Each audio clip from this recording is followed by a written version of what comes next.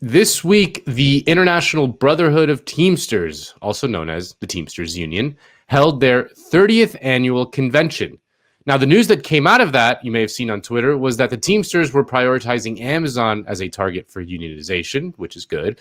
But that wasn't the most important thing that happened, because you can't organize Amazon without a militant and democratic union. And the Teamsters took significant steps in the right direction with a series of internal reforms, as well as a major leadership fight that is shaping up in the fall. But first, we got to get to the celebrity guests, including Paul Giamatti. Hello, this is Paul Giamatti speaking, filming himself, and you would think I would know how to do this at this point. Use a camera. Amazing. Anyway, this is Paul Giamatti sending my greetings, my congratulations, my love and admiration to the International Brotherhood of Teamsters Union on the occasion of your 30th International Convention. Amazing. 1.4 million members strong. Truly amazing. And I am privileged to work with about 25 of you on the set of the show I do. And some of you have to deal with me every day, which is an extraordinary accomplishment in and of itself. And I thank you, every one of you. I'm sorry, but that's like the best thing I've ever seen. I mean, you gotta love that. I'm Paul Giamatti, thanking the Teamsters. But you know, that wasn't the only big star that showed up. We got the biggest star in America, and likely the next president of the United States. The Rock showed up. Hey, Teamsters, Dwayne Johnson here. You know, this was a year like no other. Yeah, we're not going to play the whole thing. But of course, it wouldn't be a Teamsters event without Danny DeVito making an appearance. Hi, everybody. This is Danny DeVito, and I want to congratulate the Teamsters Union and its 1.4 million members on their 30th International Convention. I love that angle. Like, yeah. You know, Danny DeVito directed a movie about Jimmy Hoffa called Hoffa, starring Jack Nicholson. You should go check it out. Now, of course, the Teamsters convention would not be complete without a selfie video from the selfie video king, Will Smith. Yo, what's up? This is Will Smith. Hey, I want to say congratulations to the Teamsters Union and to your 1.4 million members. Congratulations on your 30th International Convention. You know, I remember my first 30th International Convention. It seemed like only yesterday. But that's not what we're talking about. I mean, honestly, we were joking in the pre-production meeting. It doesn't seem like Will Smith actually knows what a Teamster is. Like, I mean, it's kind of like a blink twice, Will, if you're under duress or if you have a gun pointed at your head or something. Now, obviously, a few celebrity cameos is good for morale. But the convention was also visited by a few members of the Biden administration, including Labor Secretary Marty Walsh and Transportation Secretary Mayor Pete Buttigieg. I have a simple message for the Teamsters right now. Thank you. When we needed essential services and supply chains to keep our country running, when we needed to get COVID vaccines from manufacturers into arms, we turned to the Teamsters. Our transportation system is a backbone of our economy, and Teamsters play a central role in that transportation system. Now, I never thought I would say this, but Mayor Pete is right. The transportation system is the backbone of the economy, and Teamsters play a central role in that. And he may or may not fully appreciate what that means, but it's also a key reason why the upcoming Teamsters election matters so much. Now, the current leader of the Teamsters is James Hoffa. No, not that Hoffa. His son, James P. Hoffa. Now, Hoffa has been a pretty conciliatory union leader. His administration has not been known for any sort of real militancy when it comes to dealing with employers. Obviously, his last name looms large within the Teamster lore, but as Paul Giamatti points out, Hoffa is retiring this year. And I also offer congratulations to Jim Hoffa, the retiring president of the union after 23 years of service, I'm told. Enjoy your retirement, sir. I am told. Now, the battle to replace Hoffa as the leader of the Teamsters has been heating up. On the one side, you have the Hoffa continuity ticket, led by a couple of guys named Steve Varma and Ron Herrera. But the real action is on the other side, with the ticket that has been in opposition to Hoffa's leadership for the last few years. That is led by two guys named Sean O'Brien and Fred Zuckerman, who previously ran against Hoffa in 2016 and lost by just 6,000 votes, which is pretty close in a union of 1.4 million members. Now, the O'Brien and Zuckerman ticket, better known as Oz, are endorsed by something called Teamsters for a Democratic Union, or TDU, which for decades has been organizing within the Teamsters against the leadership that they see as sclerotic and corrupt. One of the major flashpoints between the rank and file and the leadership was a contract negotiated by the leadership with UPS in 2018. The new agreement included a series of givebacks, meaning a reduction of benefits that were previously won, and TDU organized to get the Teamsters to vote against the New Deal, which they did when 54% of the Teamsters voted no. But the leadership simply reversed the decision, using an obscure loophole called the two-thirds rule that allowed them to simply go against the majority of their members' wishes. Well, at this week's convention, TDU was able to end the so-called two-thirds rule, and it was seen as a major victory to democratize the union. But that wasn't the only thing they won. They also got a constitutional amendment that requires rank-and-file members on all contract negotiating committees, both local and national, and they also got improved strike benefits. They will now be paid from day one of a strike. Now, TDU has fought for decades to end the two-thirds rule, which Hoffa and his officers used to force bad contracts on workers. Here is Fred Zuckerman, the Z in the Oz ticket, arguing in favor of striking down the rules Hoffa helped put in place. I call on Fred Zuckerman. Thank you, Mr. Chairman. My name is Fred Zuckerman, a proud Oz Teamsters United delegate from Teamsters Local Union 89. I speak in favor of the amendment. Before it was popular, I opposed the two-thirds rule and the implementation of supplements and riders because my members have felt the brunt of this bad policy. I proposed amendments to the Constitution in 2016 to keep cowards from implementing contracts on our members. Now it seems everyone is jumping on the bandwagon because of the members' outrage.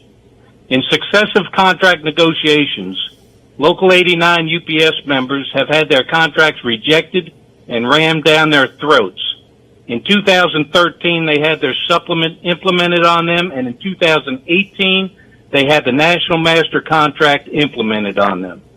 We had significant issues being negotiated prior to the IBT imposing our supplement on us. Issues such as unpaid time, subcontracting, safety, health insurance, and full-time jobs. All that was taken away from our members when the IBT undermined our negotiations and implemented the supplement.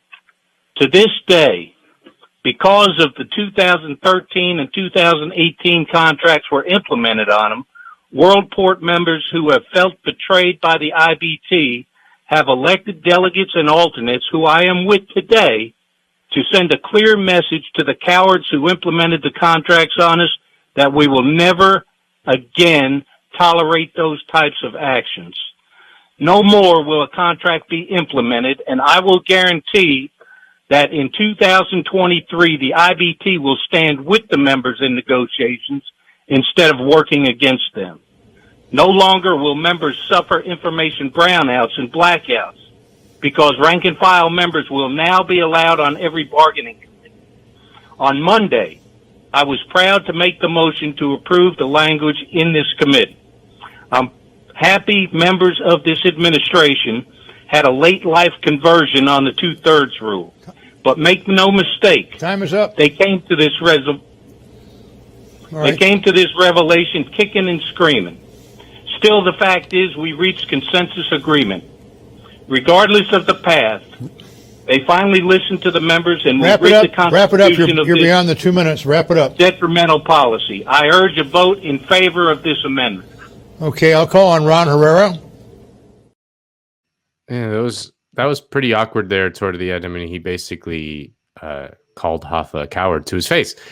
Now, democratic unions are important because democratic unions forge greater solidarity, which is what enables the union to fight against bigger, badder companies, rebuilding trust within membership so they can actually pursue harder fights against UPS, Amazon, etc. Having rank and file members on all bargaining committees and improved strike benefits are big game changers for the union, especially in upcoming anticipated contract fights. Now, we covered the Teamsters strike at Hunts Point Market in New York City. And while that was victory, that was just a local strike. The last time the Teamsters went on a national strike was in 1997 against UPS. The chairman of the delivery giant indicated UPS may be willing to compromise. In Washington, D.C., the talks went on late into this evening. Striking Teamsters met with company officials. The discussions are still being billed as informal talks rather than formal bargaining. And UPS could soon have another strike to deal with. Its pilots are talking about walking out. They've been working without a contract since 1995. Those contract talks are expected to resume this fall. So what is it like to be on that UPS picket line? Teamsters have walked the picket line day and night for the last 11 days. So how are their spirits holding up as the strike drags on? News Channel 7's Cordell Whitlock is at the UPS picket line in Spartanburg tonight. So Cordell, are the Teamsters prepared to stick with it? They certainly are, Tom, although things are quiet inside the UPS distribution center. As you can see to my right, members of Teamsters Local 28 are marching strong, and they say they will continue to march until this strike is settled. How about a game of horseshoes or some hoops to pass the time? Spartanburg Teamsters walk the picket lines like everyone else, but man does not live on picketing alone. It's our mind off things and we can kind of relax, and everybody needs an outlet, and that's kind of an outlet for us. And since the picket lines are a new home for Teamsters, they are bringing loved ones along for support. Family is a necessity when the chips are down and uncertainty replaces stability. We have families coming and little children carrying picket signs. We have them coming with their dogs, their girlfriends, their boyfriends, and we're passionate about this. We want the issue settled and we want to come back to work. All these folks say they can do is hope talks are leaning toward a settlement. But for now, these Teamsters are making the best of it, talking with each other, sharing the pain of anxiety, developing bonds with coworkers they never knew.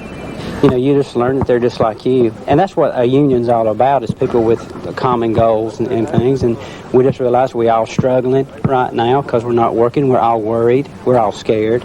And we're bringing all that together. And that's the best thing about it. I miss the 90s. Gotta love that style. Now, that strike lasted 16 days and it cost UPS hundreds of millions of dollars. And in the end, was a huge victory for the Teamsters. But that was 1997, a long time ago, and 2 years before Hoffa took power. Since then, the Teamsters leadership have not gone on strike. Now, having a strong fighting Teamsters is key for the reason that Mayor Pete said. Transportation is the backbone of the economy. And for socialists, we understand that to take on real power in society means taking on the most powerful economic entities where it hurts them the most. Now, in a recent essay in Jacobin titled "Why Workers Don't Revolt," which I encouraged everyone to read, Sam Gindin writes that, quote, "The complex reality is that though unions emerge out of the working class, they are not class, but particularist organizations representing specific groups of workers that happen to find themselves in the same workplace. During the heady post-war decades, this was far less of a problem. Workers could make gains on their own that inspired gains elsewhere. But that era, largely because of its success and capital's reaction, is long over. It's not that capital has escaped its contradictions. The very tactics capital used to lower costs have produced openings for greater worker disruption of supply chains and distribution networks, and healthcare and education workers now represent the kind of strategic power that industrial workers had in the 1930s. But these are only potential openings. Taking advantage of this demands a radical shift, a transformation in unions to class perspectives. That is not only looking for allies among other workers, but addressing other dimensions of workers' lives and engaging in the deepest development of unions' own members as conditional on building the class." He writes that one of the structural disadvantages that workers have in their fights with capital is that under capitalism, competition is the name of the game. Companies have to compete with each other. But that means that workers often have to compete with each other as well. He writes, quote, that the most effective capitalists survive and take over the capital of the weaker ones strengthens capitalists as a class. For workers, competition fragments the class and undermines their most important weapon, class solidarity, weakening their potential class power. The only way to overcome this is through class solidarity. And the only way to build that kind of class solidarity is through politics. In the heyday of the labor movement, the unions were filled with socialists and communists who were then purged after World War II. This made individual unions much more focused on themselves than on building class power that could help all workers. We need to get that back. And a more militant and democratic Teamsters union would be a great step in the right direction. So, folks, set your calendars for November because that leadership election is going to be absolutely crucial. Man, that video of Hoffa was so incredibly disrespectful. Like walking away. I mean, just didn't want to face the music, incredible. like, yeah. I mean, I don't know. I wouldn't want to just go on some thing and then just have someone yell at me for so I don't blame him in that sense. But yeah, that was pretty remarkable.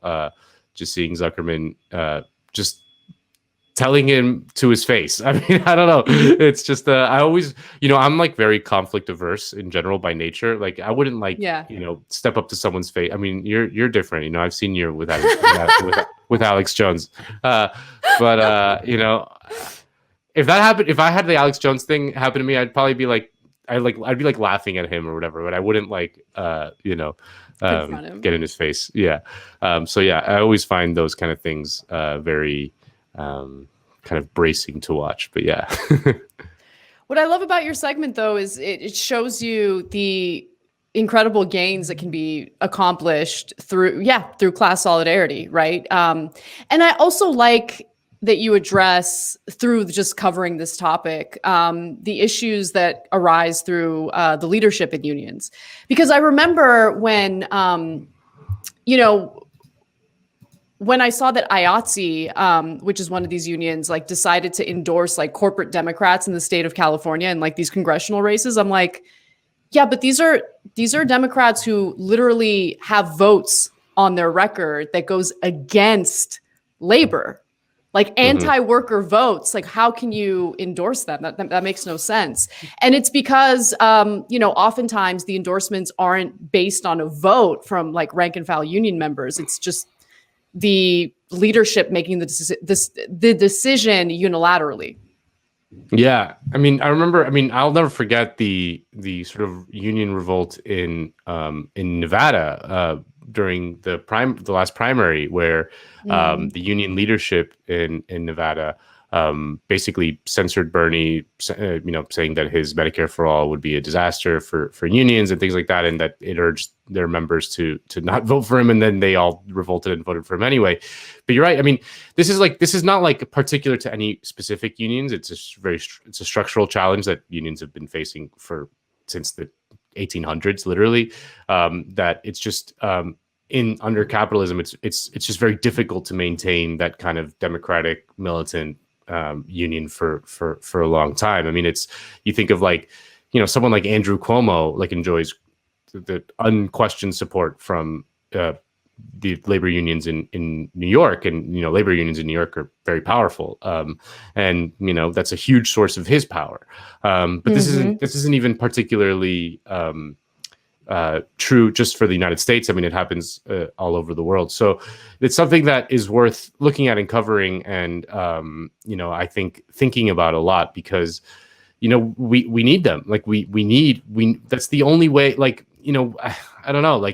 Thinking about Manchin and Cinema and these people, and how mad we get at them all the time, which we should get mad at them all the time. They deserve every bit of hate, but we can't do much about it unless we channel that anger through some form of collective power, and that collective power only comes from labor unions. So it's the only choice we have. So thinking about them is just crucially important if we want any sort of change at all. Change has never happened anywhere. Positive change, that is. Negative change has happened a lot, but no positive change has ever happened without collective worker power and through labor unions. It just doesn't happen. And if people are curious about that 1997 Teamsters strike. Actually, Michael Brooks did a whole illicit history on it. I remember, which is worth checking out as part of his illicit history series. He did an episode on that Teamsters strike. But yeah, I mean, it's going to be interesting. I mean, shout out to producer Kale, who's very plugged in and connected with the Teamsters Union. Producer Kale, come on, because he produced a huge chunk of that segment. I can't claim much of the credit, only part of the credit. Where is you? Come on, Kale. Producer Kale. Get on here. There you go. Aw. Yeah. By the way, Kale will be joining us in the future or near future to do a super chat. So send us your super chat questions. Don't forget about that. Go ahead. Yes, that's right. No, I have two loves in life, and it's Medicare for All and the Teamsters. Well, and 2001: A Space Odyssey. And 2001. Exactly. Okay. All right. No, we're not doing that now. We're not doing that. Okay. All right.